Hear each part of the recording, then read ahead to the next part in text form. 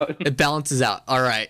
Moving on to the next show, and this is The Misfit of Demon King Academy #2. And let's just say Didn't see it. you didn't see it. Okay, Didn't see it. this is me doing the heavy lifting then. Yes.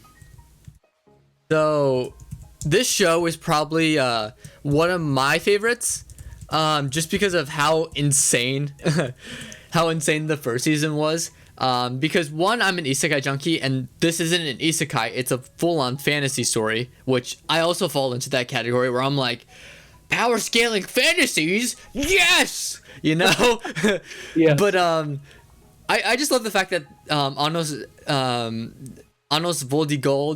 Goldo, I think that's how they say it.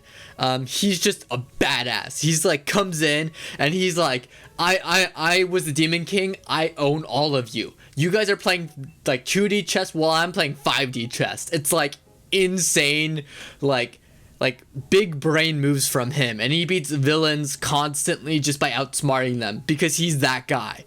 And season 2 basically continues that trend, and although it does get a little bit convoluted with sort of the world building, which I think kind of drags it down, I think it's still a really fun show, and I had a great time.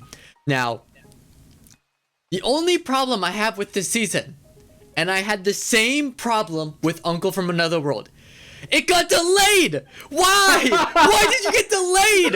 Again! Why? Like, come on! It just started getting good, and then you go on break for weeks. They had to do another... When Anime Japan was going on, they had to do another graphic. Like, they introduced a new graphic for the next... And I'm like, oh, is this the second core? No, it's still the same season. It's just because it got delayed, they wanted to remind people it's still going on. That's kind of funny. But aside from that, it's a pretty fun show. And I love the shit out of it. So I'm going to give this a 7 out of 10. It's not an 8 out of 10. Like I said, my criteria is very strict.